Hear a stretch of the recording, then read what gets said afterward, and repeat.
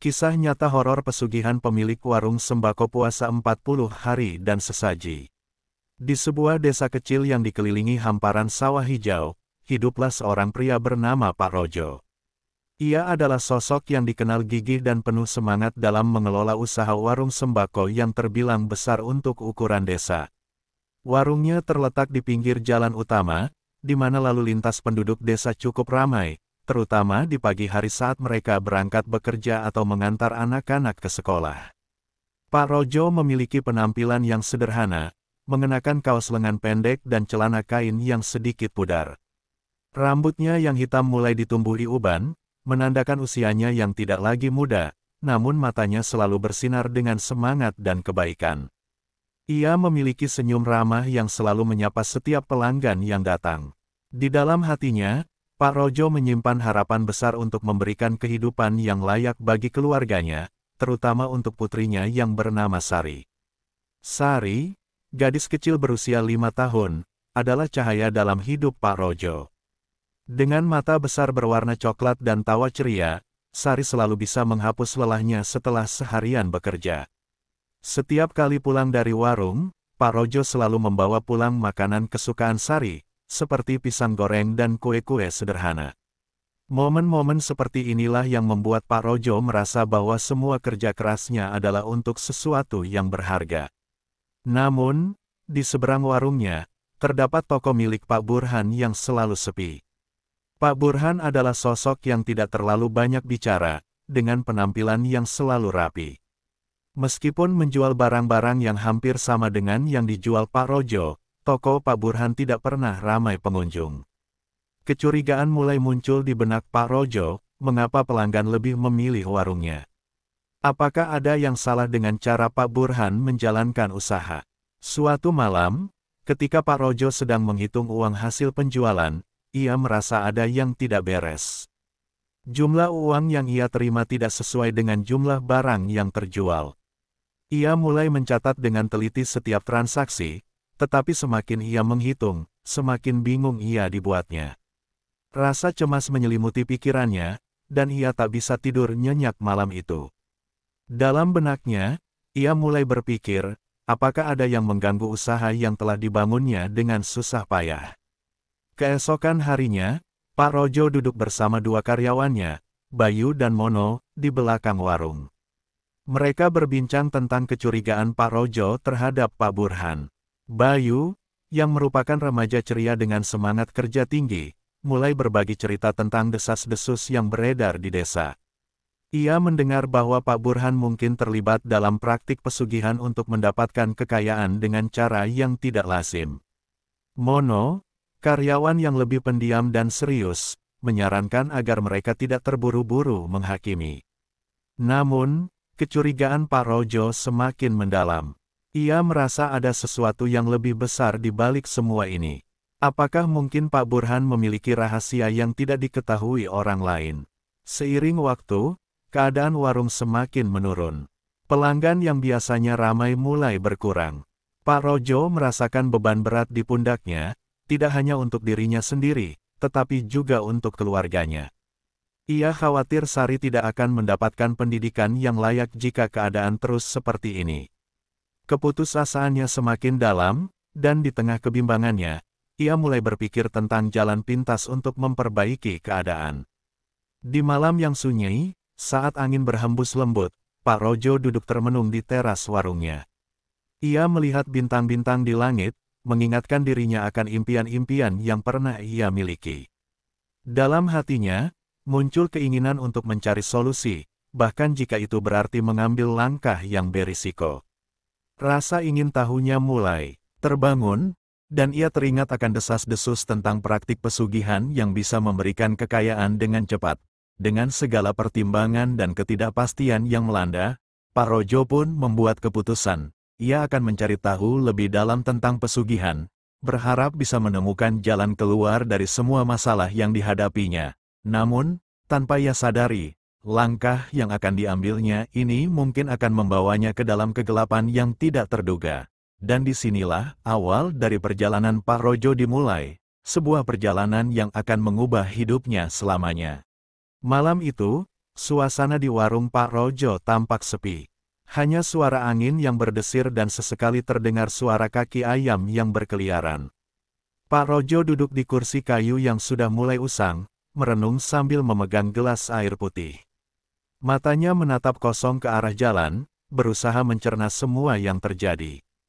Keresahan yang menggelayuti hatinya semakin menguatkan tekad untuk mencari solusi. Keesokan paginya, Pak Rojo memutuskan untuk menemui dukun yang terkenal di desa, yang konon memiliki kekuatan untuk membantu orang-orang yang terdesak. Ia mendengar banyak cerita dari warga desa tentang dukun ini, terutama tentang kemampuannya dalam memberikan jalan keluar bagi mereka yang ingin memperoleh kekayaan dengan cepat. Meskipun dalam hati terasa ada keraguan, harapan untuk kehidupan yang lebih baik bagi Sari membuatnya berani melangkah. Dengan langkah mantap, Pak Rojo menuju rumah dukun yang terletak di pinggir desa, jauh dari keramaian. Rumah dukun itu terlihat tua, dikelilingi pohon-pohon besar yang seolah-olah menjaga rahasia di dalamnya. Saat memasuki area tersebut, Pak Rojo merasakan hawa dingin yang tidak biasa, seolah ada sesuatu yang tidak terlihat mengawasi setiap langkahnya. Ia menelan ludah, berusaha menepis rasa takut yang mulai menjalar di dalam dirinya. Ketika Pak Rojo mengetuk pintu, suara berat dari dalam menyuruhnya untuk masuk. Begitu pintu terbuka, aroma rempah-rempah dan dupa langsung menyambutnya. Di dalam, dukun tersebut duduk di atas tikar, dikelilingi berbagai sesaji dan benda-benda mistis. Dukun itu adalah seorang wanita tua dengan rambut putih panjang dan tatapan tajam yang seolah bisa menembus jiwa orang. "Kenapa kau datang ke sini?" tanya dukun dengan suara serak, namun tegas. Pak Rojo menjelaskan keinginannya untuk mendapatkan kekayaan demi memperbaiki kehidupannya dan keluarga. Ia menceritakan tentang warungnya yang sepi dan kecurigaannya terhadap Pak Burhan. Dukun mendengarkan dengan seksama, lalu mulai menjelaskan tentang ritual pesugihan yang akan membawanya pada kekayaan yang diidamkan. "Kau harus bersiap, karena ini bukan sekadar permohonan. Ada harga yang harus dibayar," ujar dukun. "Kau harus berpuasa selama 40 hari dan menyediakan sesaji yang layak. Selain itu, ada tumbal yang harus diberikan." Pak Rojo berdegup kencang saat mendengar kata tumbal. Ia merasa bimbang, tetapi keinginan untuk memberikan kehidupan yang lebih baik untuk Sari mengalahkan ketakutannya. Dukun pun menjelaskan lebih lanjut tentang syarat-syarat yang harus dipenuhi, termasuk melakukan ritual khusus pada malam-malam tertentu ketika bulan purnama bersinar penuh. Setelah sesi penjelasan selesai, Pak Rojo merasa ada kelegaan, meskipun rasa cemas masih menghantuinya. Ia pulang dengan membawa beberapa benda yang diberikan dukun sebagai petunjuk untuk memulai ritual. Di rumah, ia memberitahu istrinya tentang rencananya. Istrinya, yang awalnya terkejut, akhirnya setuju untuk mendukung keputusan Pak Rojo, meskipun ada nada keraguan dalam suaranya. Hari-hari berlalu, dan ritual pun dimulai. Pak Rojo dan istrinya berpuasa, mengurangi konsumsi makanan, dan mempersiapkan sesaji yang harus disajikan setiap malam. Mereka menyiapkan nasi, ayam, dan buah-buahan yang diritualkan. Namun, semakin dalam mereka terlibat, semakin banyak kejadian aneh yang mulai menghampiri mereka. Di malam pertama ritual, saat Pak Rojo duduk sendirian di teras, ia merasa ada yang mengawasinya. Suara gemerisik daun dan bayangan samar di sudut-sudut rumah membuatnya merinding. Namun, ia berusaha untuk tetap fokus pada tujuan. Rasa takutnya mulai teredam oleh harapan akan kekayaan yang akan datang. Selama minggu-minggu berikutnya, suasana di rumah semakin menegangkan. Sari, yang biasanya ceria, mulai merasakan ketegangan yang menyelimuti keluarganya. Dia sering bertanya kepada ayahnya mengapa mereka tidak lagi makan enak seperti biasanya. Setiap kali Pak Rojo melihat wajah polos putrinya, hatinya terasa berat. Ia berjanji dalam hati bahwa semua ini akan terbayar, dan mereka akan hidup bahagia. Namun, semakin banyak ritual yang dilakukan, semakin banyak kejadian aneh yang terjadi. Suara-suara aneh mulai menghantui malam-malam mereka. Kadang-kadang, Pak Rojo mendengar suara wanita menangis di tengah malam, atau melihat bayangan sosok yang bergerak cepat di luar jendela. Rasa ketakutan yang menggerogoti pikirannya mulai membuatnya ragu. Apakah semua ini sepadan? Suatu malam, saat bulan purnama bersinar terang, Pak Rojo dan istrinya melakukan ritual besar yang diinstruksikan dukun. Mereka menyediakan sesaji di tengah halaman, dikelilingi oleh lilin-lilin yang menyala. Saat mereka memanjatkan doa, tiba-tiba angin kencang berhembus, memadamkan lilin-lilin tersebut. Suasana menjadi mencekam, dan Pak Rojo merasakan getaran aneh di dalam dirinya. "Apakah kita benar-benar harus melanjutkan ini?" tanya istrinya, suaranya bergetar. "Tidak ada jalan kembali, kita harus terus maju," jawab Pak Rojo, meskipun ketakutan mulai menggerogoti hatinya. Dengan segala keraguan yang menggerogoti, Pak Rojo melangkah semakin dalam ke dunia pesugihan, tanpa menyadari bahwa ia sedang menuju ke arah yang sangat berbahaya. Langkah demi langkah, perjalanan ini akan membawanya pada penemuan yang tidak terduga, dan kehidupan yang akan berubah selamanya. Hari-hari berlalu, dan ritual pesugihan yang dilakukan Pak Rojo semakin mendalam. Setiap malam, ia dan istrinya melaksanakan semua syarat yang telah ditentukan oleh dukun. Di awal, ada harapan yang menyala, mereka percaya bahwa kekayaan akan segera menghampiri. Namun, semakin lama, suasana di rumah justru semakin mencekam. Malam demi malam, mereka berpuasa dan mengadakan ritual. Setiap kali Pak Rojo duduk di teras, menunggu saat-saat ritual, perasaan cemas menggelayuti hatinya. Suara-suara aneh terus menghantuinya, mulai dari suara bisikan lembut hingga jeritan yang tak terlihat. Istrinya, yang awalnya mendukung, kini mulai merasa gelisah. Ia sering terbangun di tengah malam, merasakan ada yang tidak beres di sekitar mereka. Pada suatu malam, saat bulan purnama bersinar terang, Pak Rojo merasakan dorongan kuat untuk melanjutkan ritual besar. Mereka telah menyediakan sesaji yang lebih besar, termasuk ayam utuh dan buah-buahan segar. Ketika mereka mulai melafalkan doa, tiba-tiba angin kencang berhembus, memadamkan semua lilin yang telah dinyalakan. Kegelapan menyelimuti halaman, dan ketegangan memuncak. "Apakah kita harus melanjutkan?" tanya istrinya, suaranya bergetar. Pak Rojo menelan ludah, merasakan ketidakpastian yang mendalam. Namun, ia menegaskan, "Kita sudah sejauh ini. Kita tidak bisa mundur sekarang." Dengan keyakinan yang dipaksakan, mereka melanjutkan ritual. Seiring berjalannya waktu, dampak dari ritual mulai terlihat, tetapi tidak sesuai dengan harapan mereka. Uang yang dihasilkan dari warung semakin berkurang, dan pelanggan mulai menjauh. Pak Rojo merasa terjebak dalam lingkaran gelap. Ia mulai mempertanyakan semua keputusan yang telah diambil. Suatu sore, saat Pak Rojo sedang membersihkan warung, Bayu, salah satu karyawannya, mendekatinya. "Pak, ada yang aneh dengan penjualan kita. Sepertinya semakin sedikit orang yang datang," ucap Bayu dengan nada khawatir. "Ya, saya tahu. Kita harus mencari cara untuk menarik mereka kembali," jawab Pak Rojo, tetapi dalam hatinya ia semakin bingung. Ia merasa kekecewaan menghantui setiap langkahnya. Malam itu, ketika semua orang tidur, Pak Rojo terbangun mendengar suara aneh dari luar. Ia melangkah keluar, mencari sumber suara. Tiba-tiba, ia melihat bayangan sosok wanita dengan rambut panjang terurai berdiri di dekat pohon besar di halaman. Jantungnya berdegup kencang. "Siapa itu?" tanyanya dalam hati. Sosok itu kemudian menghilang secepat ia muncul. Perasaan takut menyelimuti Pak Rojo, tetapi rasa ingin tahunya jauh lebih kuat.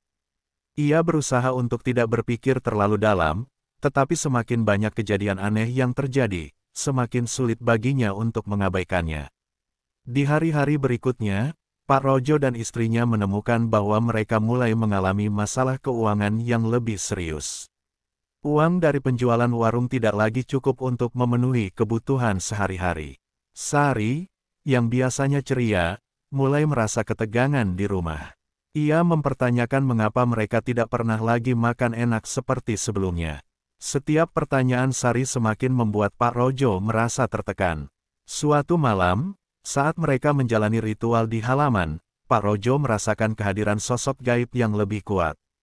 Ia merasakan hawa dingin menyelimuti tubuhnya, dan suara-suara bisikan mulai mengisi telinganya. Apakah ini semua benar-benar layak? Pikirnya, Namun, saat melihat wajah istrinya yang penuh harap dan sari yang polos, ia memutuskan untuk terus melanjutkan. Ketika ritual berlangsung, Pak Rojo mulai melihat tanda-tanda aneh. Dalam satu kesempatan, ia melihat ular besar melintasi halaman saat mereka sedang melakukan doa. Istrinya terkejut, tetapi Pak Rojo merasakan bahwa ini adalah tanda dari dunia lain. Kita harus tetap melanjutkan. Ini adalah bagian dari proses, ucapnya menenangkan istri. Sekaligus dirinya sendiri. Namun, ketegangan di rumah semakin meningkat. Istrinya mulai sering mengalami mimpi buruk, terbangun dengan keringat dingin. Suatu malam, ia berteriak, terbangun dari tidurnya, dan mengatakan bahwa ia melihat sosok nenek berkalung ular dalam mimpinya. Pak Rojo merasa gelisah, tetapi ia berusaha mengabaikan semua ketakutan itu. Dalam benaknya, ia terus meyakinkan diri bahwa semua ini akan terbayar. Ketika hari-hari berlalu, Pak Rojo semakin tenggelam dalam dunia pesugihan. Meskipun banyak rintangan dan ketegangan yang dihadapi, harapan akan kekayaan yang cepat terus memotivasi langkahnya. Namun, dalam kegelapan itu, ia tidak menyadari bahwa ia sedang berjalan di tepi jurang, dan konsekuensi dari keputusan yang diambilnya akan segera terungkap. Dengan setiap ritual yang dilakukan, setiap sesaji yang dipersembahkan, dan setiap malam yang dilewati dalam ketegangan, Pak Rojo semakin dekat dengan titik di mana ia harus menghadapi kenyataan pahit.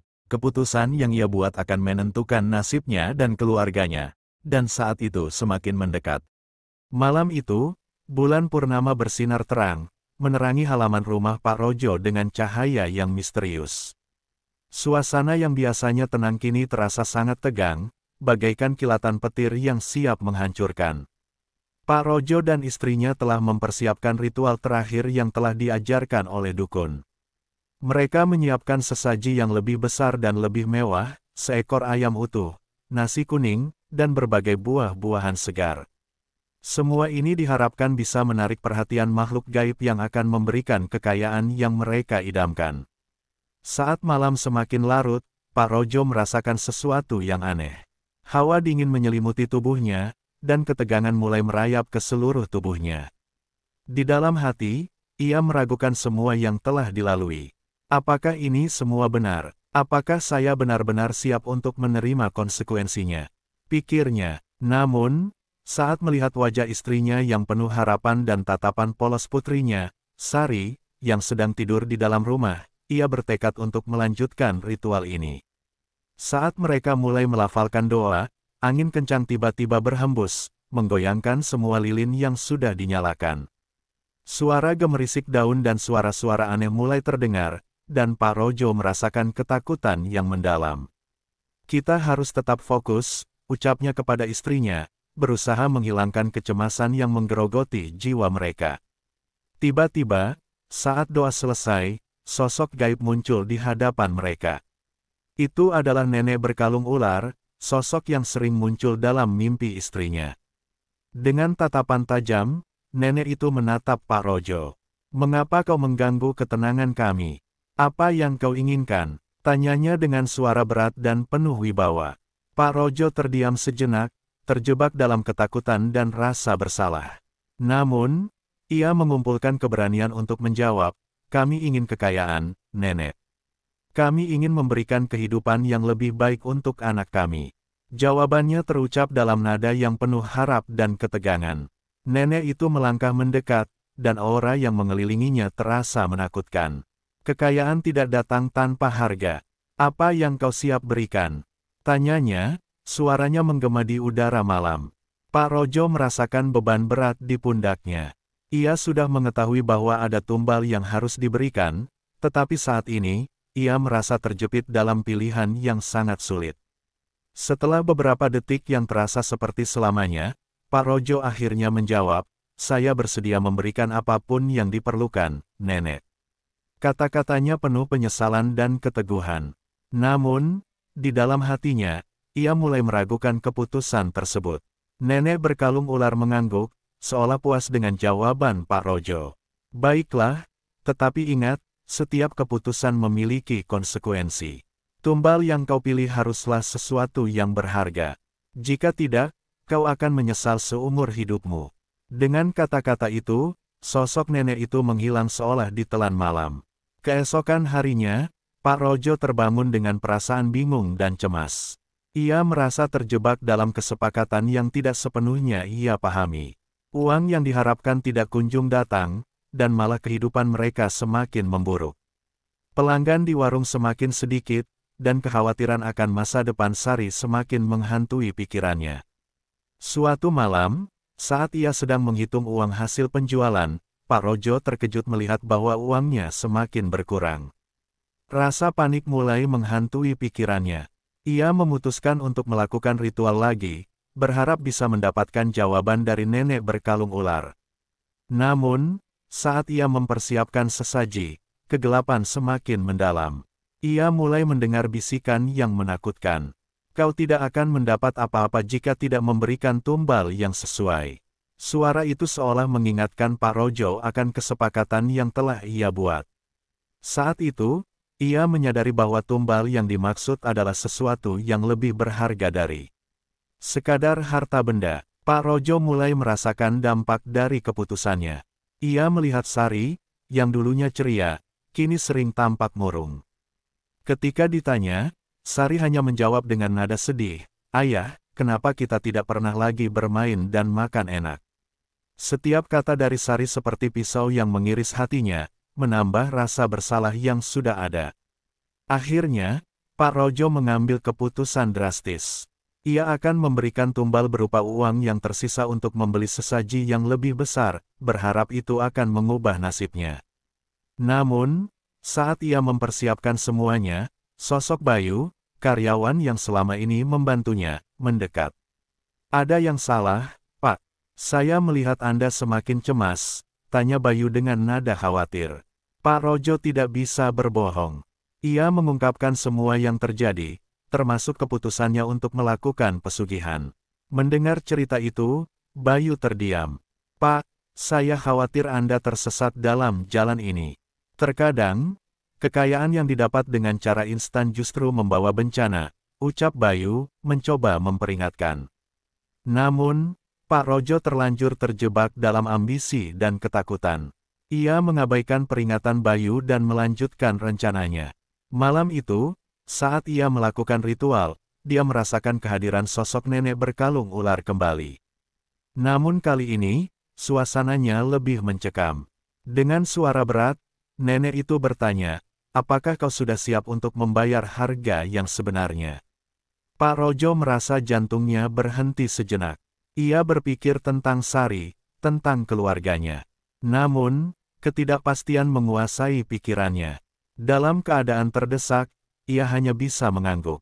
Malam berlalu dengan ketegangan yang semakin meningkat. Pak Rojo merasakan bahwa semua yang ia lakukan kini berada di ambang kehancuran. Tidak lama setelah ritual selesai, kehidupan mereka semakin memburuk. Uang semakin menipis, dan Sari mulai sakit karena stres dan kurang gizi. Akhirnya, saat Pak Rojo mencoba mencari jalan keluar, kebenaran mulai terungkap. Dia menemukan bahwa Bayu, yang selama ini dianggap sebagai karyawan setia, ternyata adalah penyebab dari banyak kehilangan uang di warung. Bayu telah mencuri uang dari kas setiap kali Pak Rojo tidak memperhatikan. Sadar akan kesalahan dan penipuan yang telah terjadi, Pak Rojo merasakan beban yang sangat berat. Ia telah terjebak dalam kegelapan pesugihan dan kehilangan bukan hanya uang, tetapi juga kepercayaan yang seharusnya ada di dalam keluarganya. Ia akhirnya mengakui bahwa jalan pintas menuju kekayaan hanya akan membawa masalah yang lebih besar. Pada akhirnya, Pak Rojo menyadari bahwa tidak ada yang lebih berharga daripada kebahagiaan dan kesehatan keluarganya. Ia memilih untuk menghentikan segala ritual, berusaha memperbaiki kesalahan dan mengembalikan keharmonisan dalam hidupnya. Namun, semuanya telah terlambat. Sari terpaksa dirawat di rumah sakit karena sakit yang dideritanya. Di ruang rumah sakit, Pak Rojo melihat wajah putrinya yang pucat dan penuh rasa sakit. Seketika, semua penyesalan yang menumpuk dalam dirinya terasa menyakitkan. Ia berdoa agar Tuhan memberikan kesempatan kedua, tetapi di dalam hatinya, ia tahu bahwa perjalanannya telah membawa konsekuensi yang tidak bisa diubah. Cerita ini berakhir dengan Pak Rojo yang duduk di samping Sari, menyesali semua keputusan yang telah diambil. Ia menyadari bahwa mencari kekayaan dengan cara instan tidak hanya membawa bencana, tetapi juga menghancurkan kebahagiaan yang ia miliki. Dalam keheningan malam, Pak Rojo berjanji untuk bangkit dari semua ini, berusaha sekuat tenaga untuk mengembalikan kehidupan mereka seperti sedia kala, meskipun semua itu mungkin tidak akan pernah sama lagi. Kehidupan yang penuh penyesalan ini menjadi pelajaran berharga bagi Pak Rojo. Ia belajar bahwa tidak ada jalan pintas menuju kekayaan, dan bahwa kejujuran serta kerja keras adalah satu-satunya cara untuk mencapai kesuksesan sejati.